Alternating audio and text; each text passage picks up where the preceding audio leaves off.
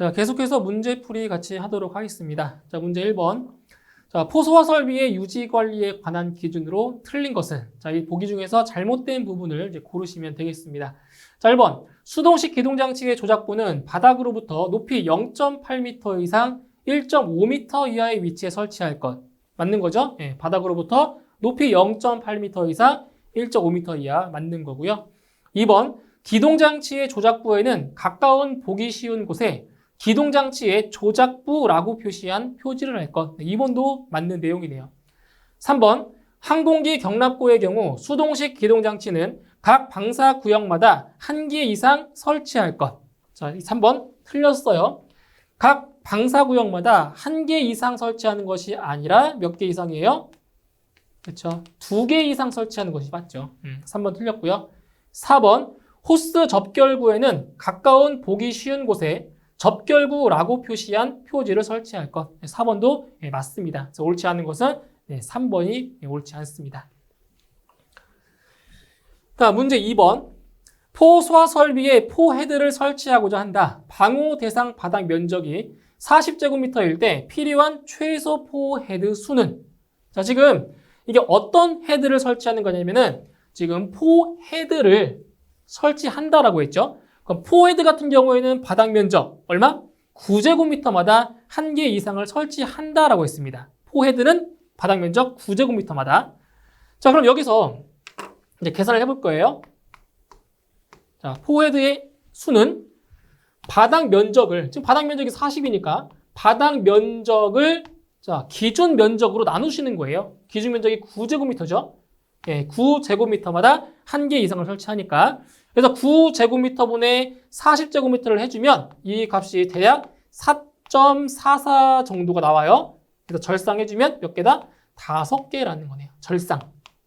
반드시 절상은 해줘야 돼요. 그래서 최소 몇 개다? 5개를 설치를 해야 됩니다. 정답 2번입니다. 다음 문제 3번. 펌프의 토출관과 흡입관 사이의 배관 도중에 설치한 흡입기에 펌프 토출량의 일부를 보내어 농도 조정 밸브에서 조정된 포소화약제의 필요량을 포소화약제 탱크에서 펌프 흡입 측으로 보내어 조합하는 방식은? 자, 지금 뭐라고 했어요? 지금 키워드 보세요. 농도 조정 밸브 나왔죠? 농도 조정 밸브 나왔고요. 그 다음 펌프 흡입 측으로 보내서 자, 조합한다. 이게 뭐예요? 바로 펌프 프로포셔너 방식인 거죠. 그래서 키워드를 좀 기억하세요. 키워드. 농도 조정 밸브.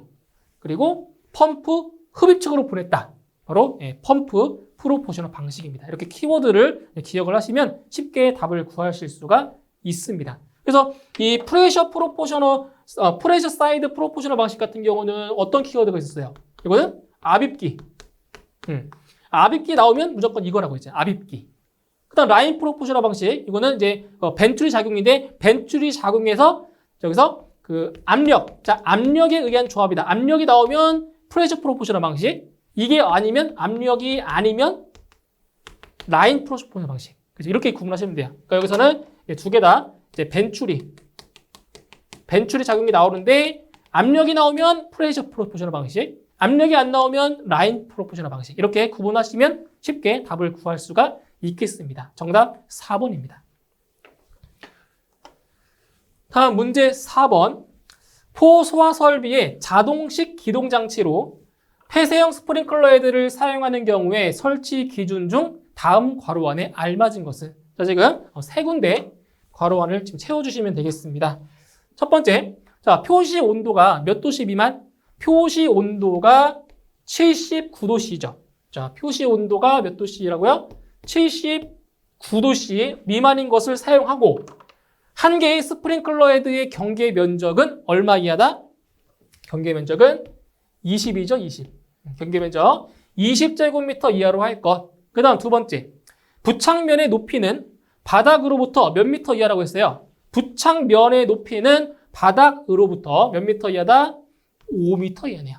5m 이하로 하고 화재를 유효하게 감지할 수 있도록 할 것. 그래서 79, 25가 순서대로 들어가면 되겠네요. 정답 4번에 있습니다. 4번. 다음 문제 5번. 차고 및 주차장에 담배포 소화약제를 사용하는 포 소화 설비를 설치하려고 한다. 바닥 면적 1제곱미터에 대한 포 소화약제의 1분당 방사량의 기준은, 자, 이것은 이제 소방 대상물 그리고 포 소화약제의 종류에 따른 자, 방사량을 이제 구해주는 거예요. 자, 지금 이게 어디냐면 차고 및 주차장이라고 했고요.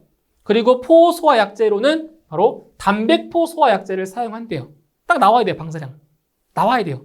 자, 얼마냐? 바로 6.5리터 이상인 거죠. 6.5리터 이상. 담배포는 6.5리터 이상이에요. 자, 나머지 보기 볼까요? 나머지 보기. 자, 여기서 8.0리터 이상. 이건 뭐죠? 8.0리터는? 이것은 합성 계면 활성제포죠. 맞나요? 활성제포. 합성 계면 활성제포가 8리터 이상이 되고요. 그 다음에 3.7리터는 이건 뭐였어요? 이거는 수성막포. 수성막포였죠. 이렇게 해서 포 소화 약제에 따른 방사량의 기준이 다르기 때문에 이렇게 잘 기억을 해주시면 되고요. 5.0리터 이상은 없었어요. 저런 값은. 맞나요? 없었죠. 그래서 담배포 같은 경우에는 6.5리터 이상이다. 방사량이. 그래서 정답은 2번이 정답이 되겠습니다. 자, 다음 문제 6번. 포 소화 설비의 화재 안전 기준에서 고정포 방출구 방식으로 소화 약제를 방출하기 위하여 필요한 양을 산출하는 다음 공식에 대한 설명으로 틀린 것은, 자, 여기서 이제 고정포 방출구에 따른 이제 그 포 소화 약제의 저장량을 구하는 공식 중에서 여기서 이제 각각 해당하는 값을 자, 틀린 것을 고르시는 거예요. 자, 먼저 Q의 값. 포 소화 약제의 양이다. 어때요? Q. 맞죠? 이게 포 소화 약제의 저장량을 구하는 공식이잖아요. 그래서 1번 맞고요. 2번 T는 뭐겠어요? 타임. 방출 시간. 맞죠? 3번 A는 탱크의 최적이 뭐예요? 최적. 부피죠, 부피? 틀렸죠. 요 A는 탱크의 최적이 아니라 이건 뭐예요? 탱크의 액표 면적이죠. 표면적. 그래서 단위가 면적이니까 제곱미터가 되는 거예요. 그러니까 탱크의 최적 아니에요. 바로 탱크의 액표 면적이 바로 A 값입니다. 틀렸네요, 3번. 자, S. 포 소화 약제의 사용 농도. 맞는 거죠, 농도. 그래서 옳지 않은 것은 3번이 되겠습니다. 정답 3번. 다음 문제 7번. 포 헤드를 정방형으로 설치 시 헤드와 벽과의 최대 이격거리는 약 몇 미터인가? 자, 이것은 포헤드와 벽과의 거리를 지금 물어본 겁니다. 자, 이런 거죠. 자, 지금 여기 벽이 이렇게 설치가 되어 있고요. 이 벽이고요. 자, 이게 정방형으로 이렇게 포헤드를 설치했다고 할게요. 정방형으로, 정사각형 형태로. 자, 그때 이제 이 포헤드와 포헤드 사이의 거리, 이 거리를 우리가 뭐라고 했어요? 이거를 S라고 했죠? S. 근데 문제에서 구하고자 하는 거는 뭐냐? 이 포헤드와 벽과의 거리를 지금 물어본 거예요. 이거 거리. 그런데 이 포헤드와 벽 사이의 거리 있죠? 이 거리는 헤드와 헤드 사이의 거리 S, 이거의 2분의 1 이하입니다. 2분의 1 이하예요. 2분의 1 이하. 그러면은 여기서 헤드와 헤드 사이의 간격, 이걸 알면 이 값 구할 수 있겠죠.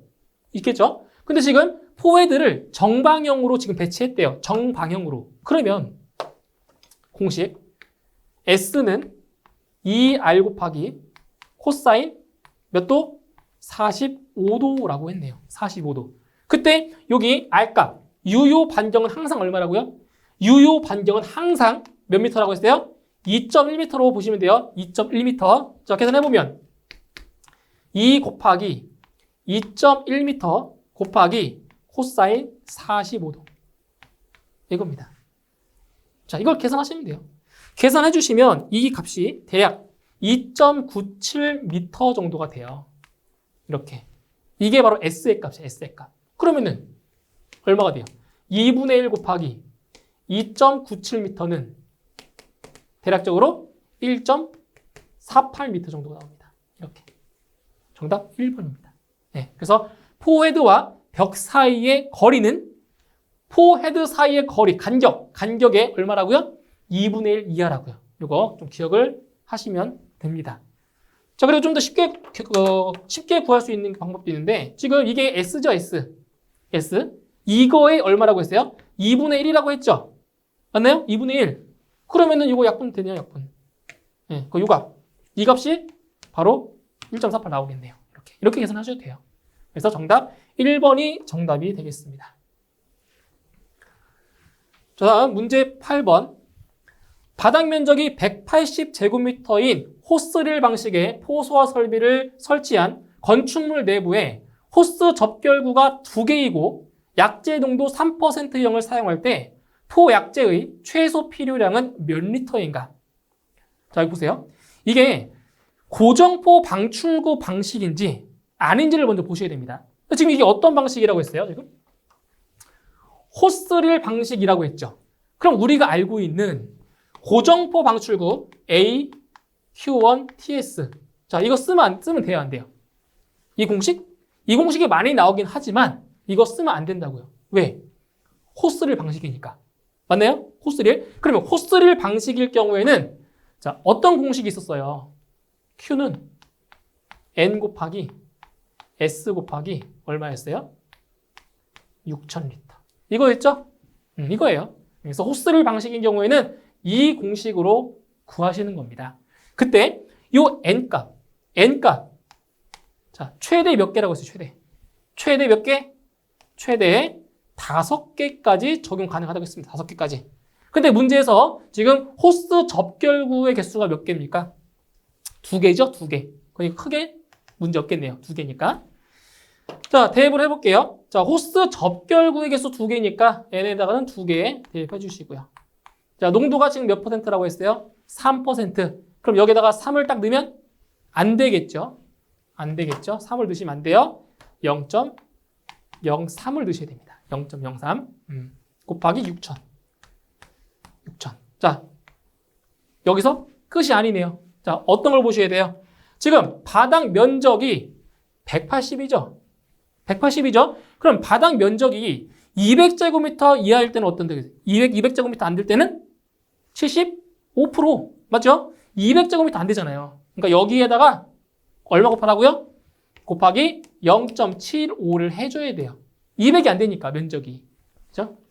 이렇게 해서 계산을 해 주시게 되면 바로 270이 나오게 되네요. 270리터. 그래서 이거 0.75 곱하는 거, 그러니까 바닥 면적이 200제곱미터 미만일 때 몇 프로? 75%라는 거, 이거 꼭 기억하셔야 됩니다. 정답 3번에 정답이 있네요. 자, 다음 문제 9번. 포소화 설비의 배관에 대한 설명으로 틀린 것은? 네, 잘못된 내용을 자, 고르시면 됩니다. 자, 1번.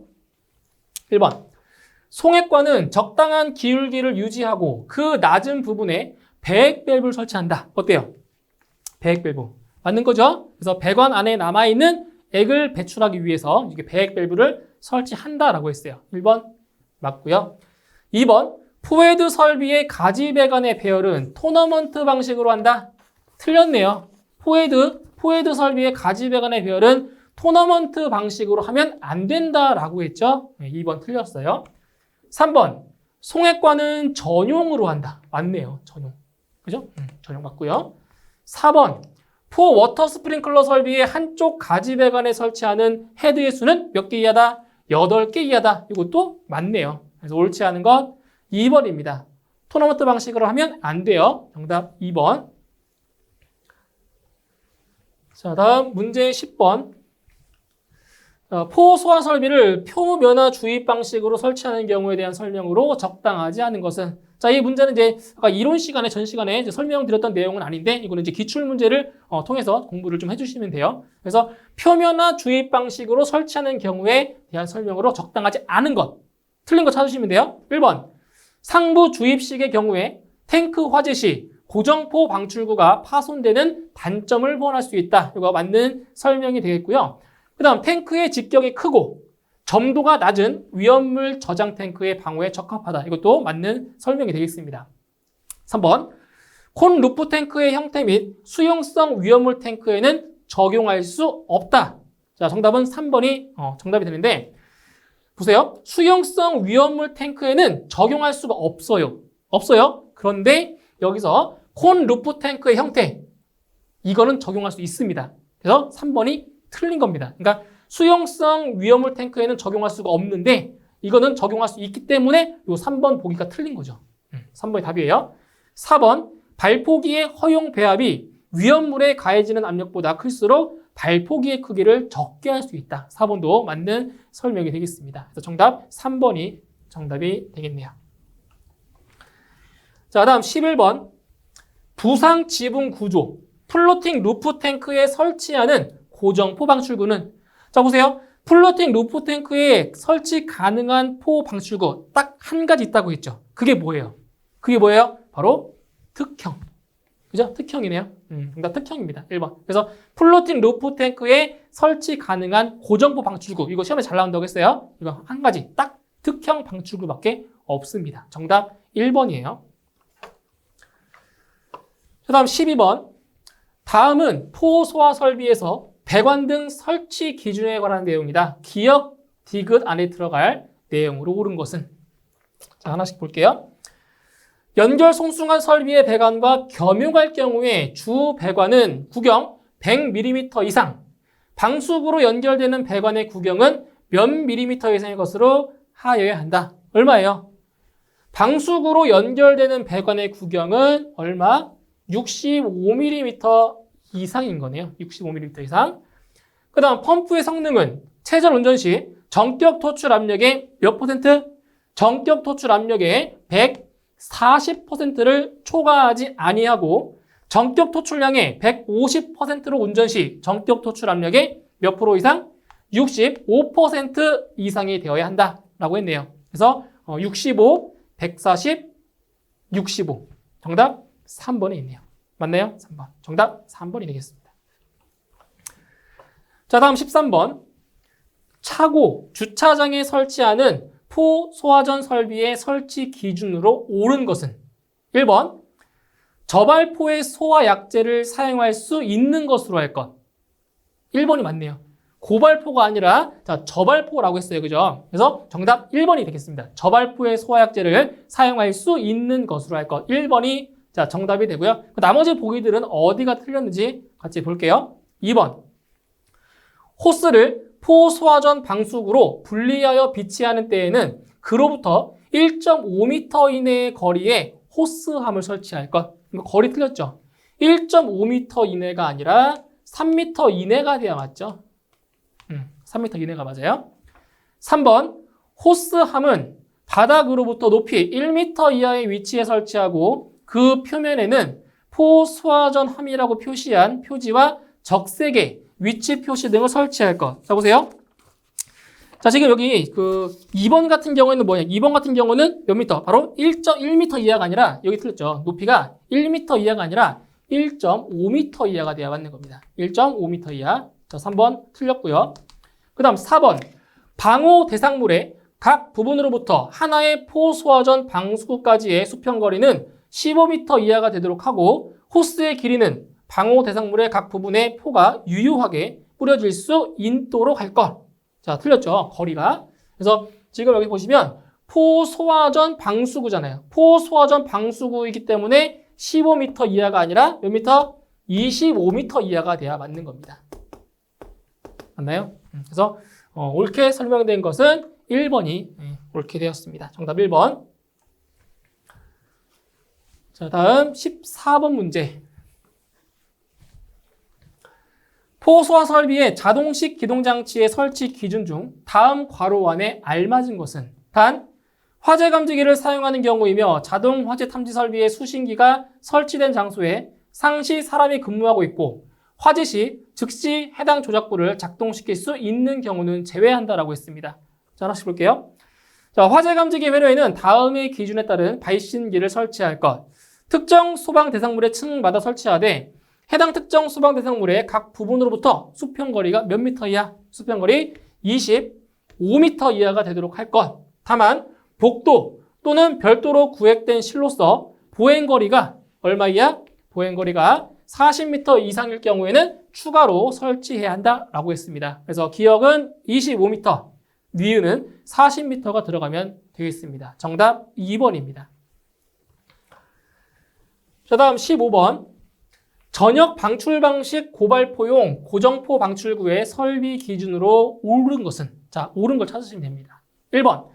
당해 방호 구역의 관포 최적 1세제곱미터에 대한 1분당 포 수용액 방출량은 1리터 이상으로 할 것. 1번은 해당 사항이 없어요. 이 설치 기준에 1번은 들어가지 않습니다. 아예 포함도 안 되기 때문에 1번이 틀렸고요.